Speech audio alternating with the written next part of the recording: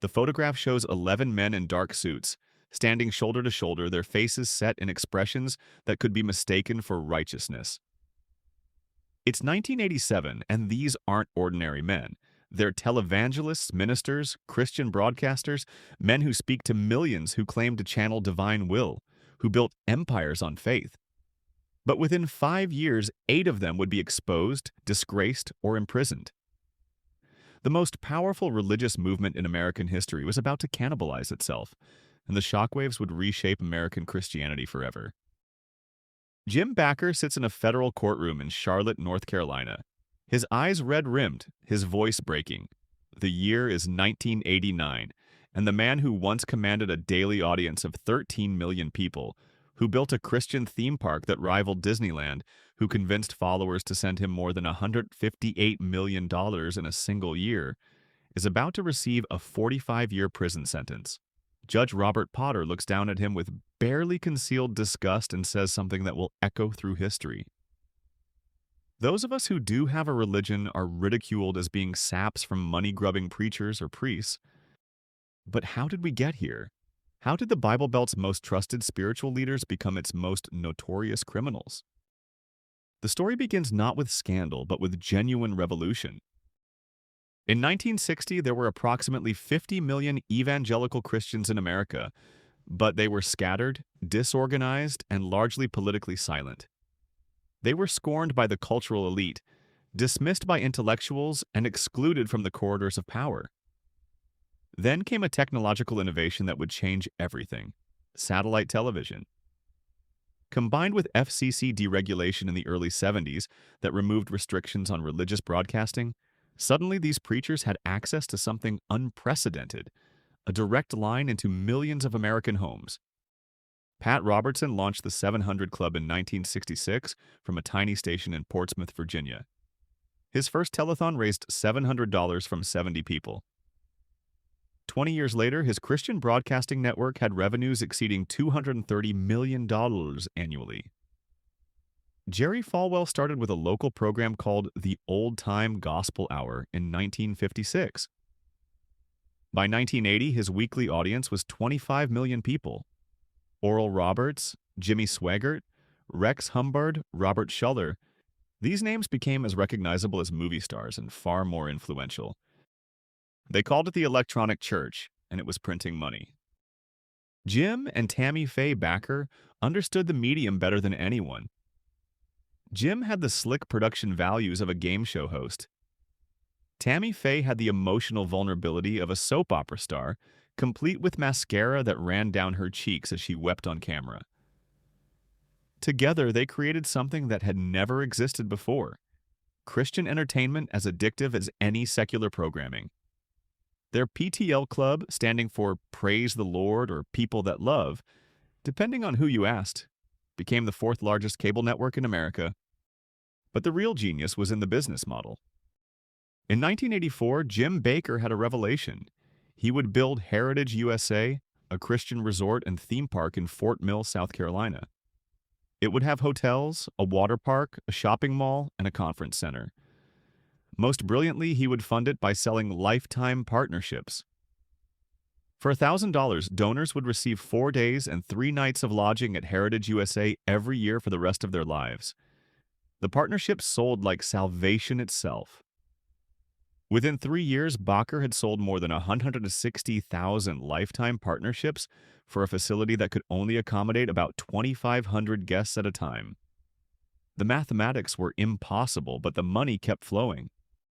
Heritage USA, at its peak in 1986, was the third most visited theme park in America, behind only Disney World and Disneyland.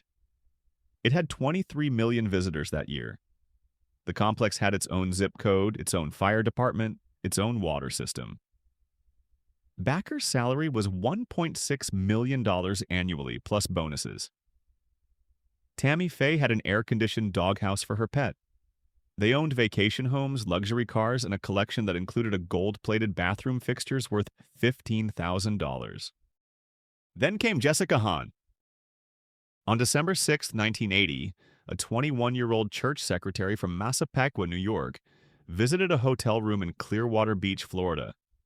She claimed she was told she was going to have a brief meeting with Jim Bakker. Instead, according to her testimony, she was sexually assaulted by Bakker and another preacher, John Wesley Fletcher, while feeling drugged and unable to resist. For years, PTL paid her hush money totaling $260,000, funneled through a trust to keep her silent.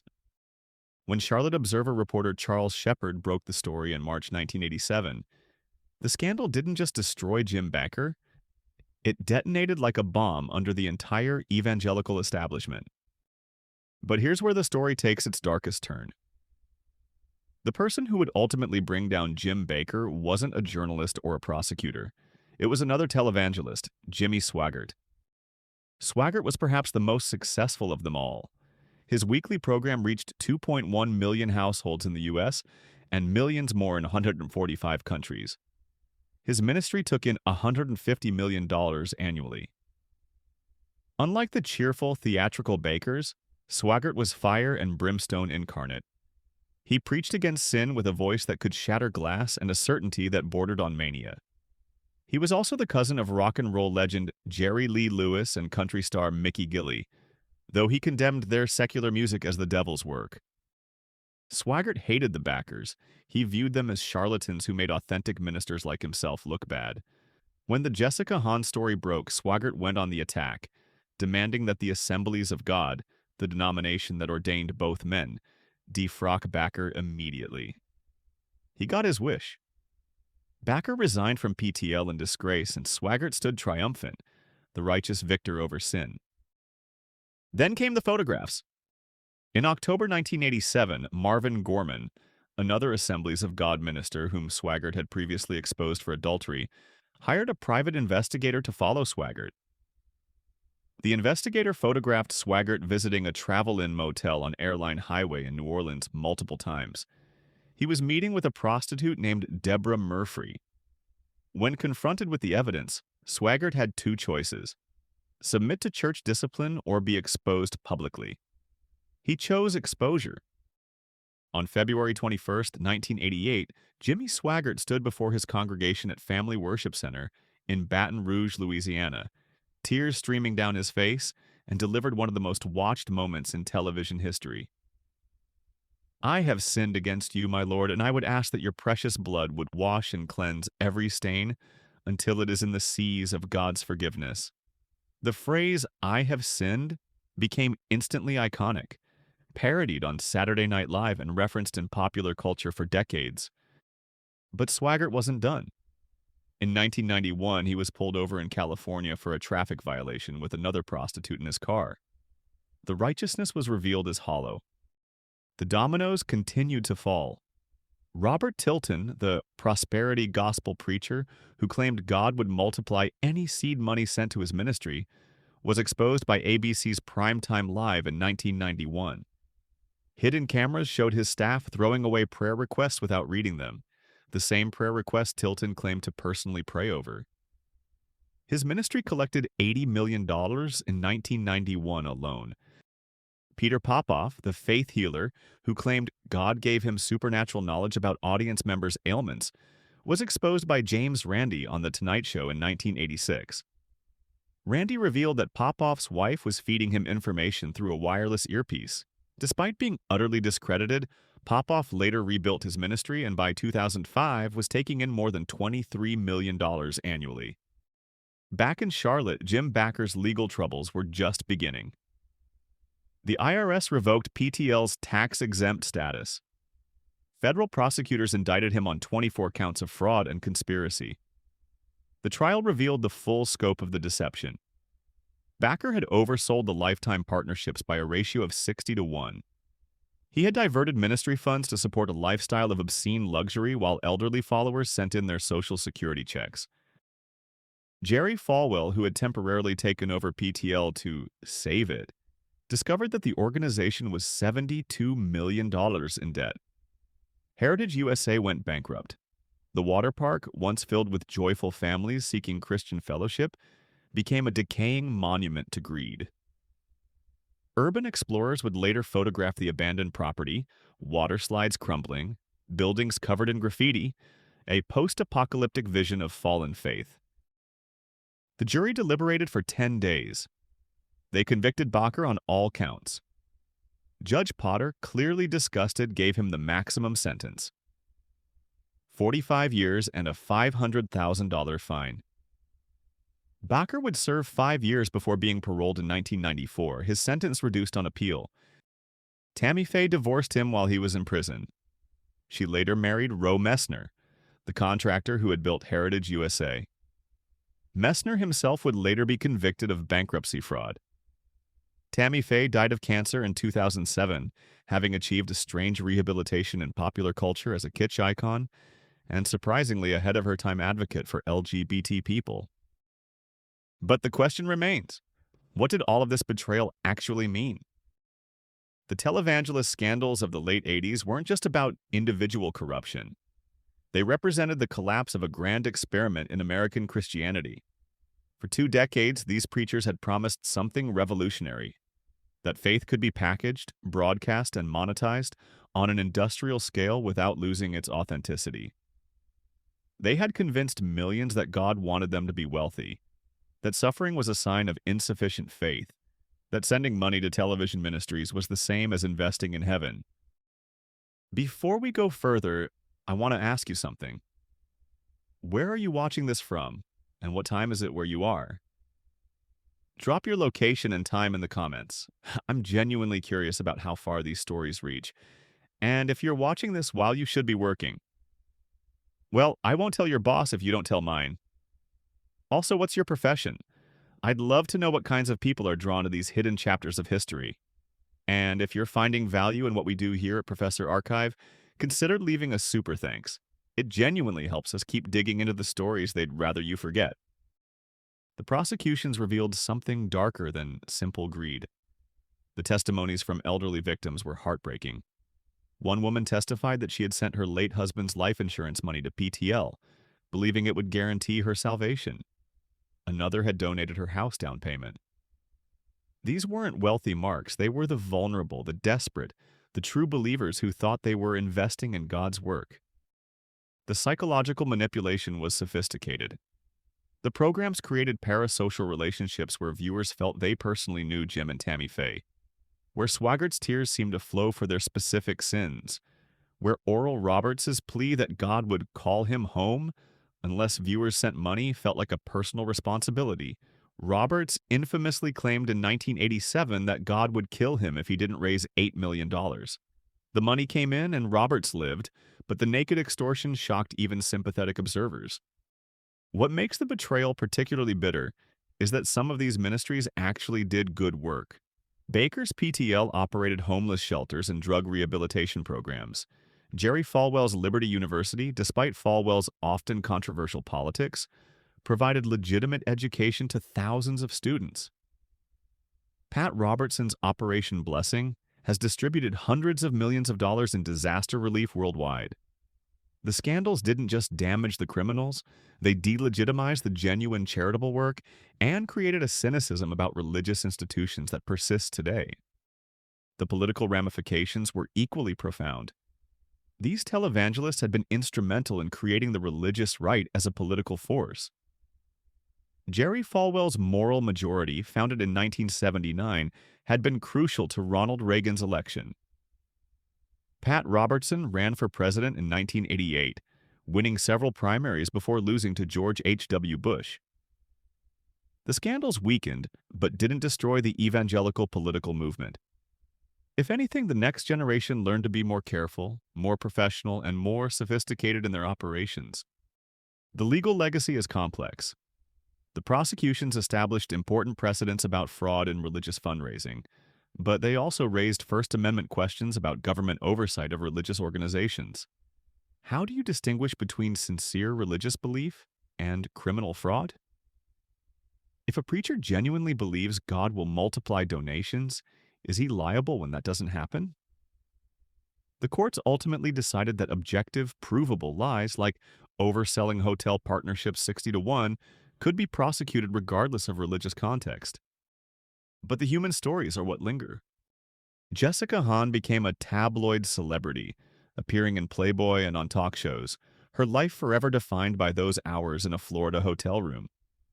She received death threats from Christians who believed she had destroyed a man of God. She struggled with substance abuse and depression.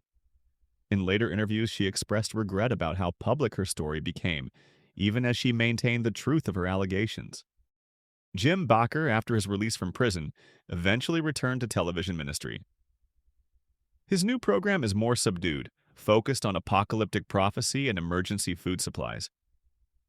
He still asks for money, though the requests are couched in survivalist preparation rather than prosperity gospel. He has never fully acknowledged the extent of his crimes, claiming in his autobiography that he was persecuted for being too successful. Marvin Gorman, the minister who exposed Swaggart, saw his own ministry destroyed in the crossfire. His lawsuit against Swaggart for defamation was settled out of court, but his congregation never recovered. He became a cautionary tale about the cost of truth-telling, even when the truth needs telling. The Assemblies of God denomination, which had ordained most of these fallen preachers, implemented stricter financial accountability and oversight. They required independent audits and put limits on pastor compensation. Other denominations followed suit. The era of the completely independent, unaccountable television preacher was over, replaced by more institutionalized and monitored operations. The deeper question is why it happened. Some blame the prosperity gospel itself.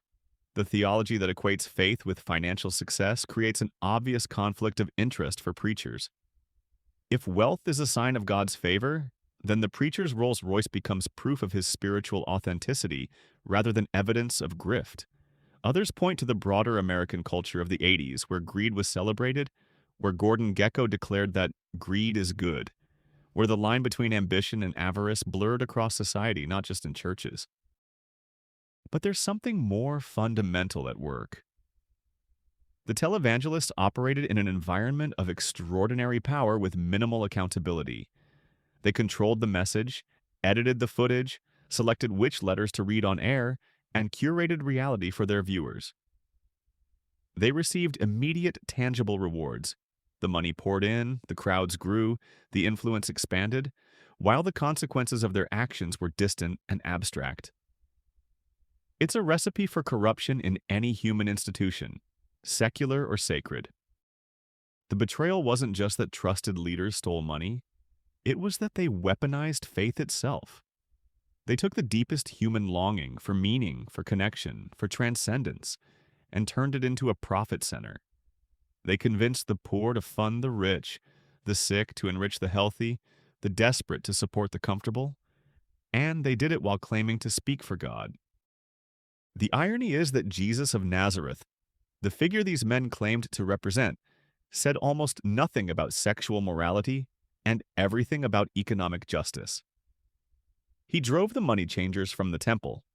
He said it was easier for a camel to pass through the eye of a needle than for a rich man to enter heaven. He told his followers to sell everything and give to the poor. The televangelists preached the opposite gospel, that God wanted you rich, that faith was a financial transaction, that the temple itself should be a marketplace. The Heritage USA water park still stands partially. Urban explorers and YouTubers occasionally sneak onto the property, filming the ruins. The water slides are rusted. The buildings are stripped. Graffiti covers the walls. Nature is reclaiming the land. It's an accidental monument, a physical manifestation of what happens when religious vision collides with human greed. In 2013, a property developer bought part of the land and turned it into a religious retreat center, a smaller, more modest echo of Bakker's grand vision. The numbers tell their own story. In 1987, at the peak of the scandals, charitable giving to religious organizations dropped by more than $2 billion. Church attendance among younger generations began a decline that has never reversed. Trust in religious institutions fell precipitously. A 2019 Gallup poll found that only 36% of Americans had confidence in organized religion, down from 68% in 1975. The televangelists didn't cause this decline alone, but they contributed to a fundamental shift in American religious life. Yet, religious broadcasting continues. It's more professional now, more carefully managed, but it still operates on the same basic model. Send money, receive blessing. The language has changed.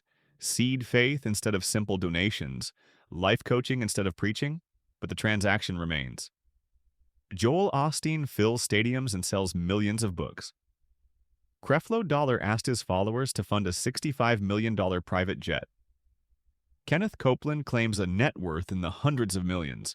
The scandals taught the survivors to be more careful, not to stop. And that might be the saddest part of the story. The betrayal was exposed, the criminals were punished, the victims were heard, and then the cycle started again. Because the fundamental dynamics haven't changed, there are still vulnerable people seeking hope. There are still charismatic leaders offering easy answers. There's still a technology, now the internet instead of cable television, that allows direct, unmediated access to millions of people. And there's still enormous amounts of money to be made. The truth they tried to hide wasn't just the specific crimes, the adultery, the fraud, the embezzlement. The truth was that the entire enterprise was built on a foundation of exploitation. Not everyone involved was a criminal, certainly. Many local churches do genuine good. Many believers find authentic community and meaning. Many religious leaders serve with integrity and humility. But the system, the celebrity preachers, the television empires, the prosperity gospel, was designed from the beginning to extract wealth from the bottom and concentrate it at the top, all while promising that the next donation would finally bring the breakthrough, the healing, the blessing. The government tried to regulate it, the media tried to expose it, the victims tried to seek justice. And still it continues because the market for hope is infinite, and there will always be someone willing to sell it. Jim Bakker is 85 years old now. He still broadcasts from Branson, Missouri. His show has a fraction of his former audience, but he's still asking for money, still claiming special revelation, still selling survival gear and financial miracles. Jimmy Swaggart, at 88, still preaches every Sunday from his family worship center in Baton Rouge. His ministry takes in millions annually. Pat Robertson died in 2023 at age 93, having built a broadcasting empire and a university that will long outlive him. Jerry Falwell passed in 2007, but Liberty University continues to grow. The betrayal happened. The truth was revealed. And then, largely, we all moved on. That might be the most sobering lesson of all. That even the biggest scandals eventually fade. That the appetite for faith-based hope exceeds the memory of faith-based fraud. That the next generation of believers doesn't learn from the last generation's betrayals. If there's a way forward, it probably lies in the opposite direction from where these men led. Smaller communities instead of mega ministries. Local accountability instead of remote broadcast. Service to others instead of accumulation of wealth. Humility instead of certainty. Questions instead of answers. Doubt as part of faith rather than its enemy. But that doesn't make for compelling television. It doesn't fill stadiums. It doesn't build theme parks. It doesn't generate millions in revenue. And so the cycle continues because we haven't really learned the lesson. The Bible Belt's biggest betrayal wasn't just what happened in the 1980s. It's that we let it happen again and again. That we're still willing to send money to strangers on screens who promise to speak for God. That we still confuse wealth with wisdom, success with sanctity, popularity with prophecy. The photograph of those 11 men from 1987 hangs in the archives of American religious history. 8 were exposed, disgraced, or imprisoned. But the real question isn't what happened to them. Oh, it's what happened to us. The viewers, the believers, the victims, the witnesses. Did we learn? Did we change? Did we demand better from our spiritual leaders and from ourselves? Or did we just change the channel? Thank you for watching. Professor Archive. If this deep dive into hidden history resonated with you, consider subscribing. We're building a community of people who believe that understanding the past is essential to navigating the present. The algorithm doesn't always favor long-form historical content, so your engagement, likes, comments, shares, genuinely matters. And if you really value what we do here, a super thanks goes a long way toward funding the research for future investigations. Until next time, keep questioning, keep learning, and remember, the truth is rarely simple, but it's always worth seeking.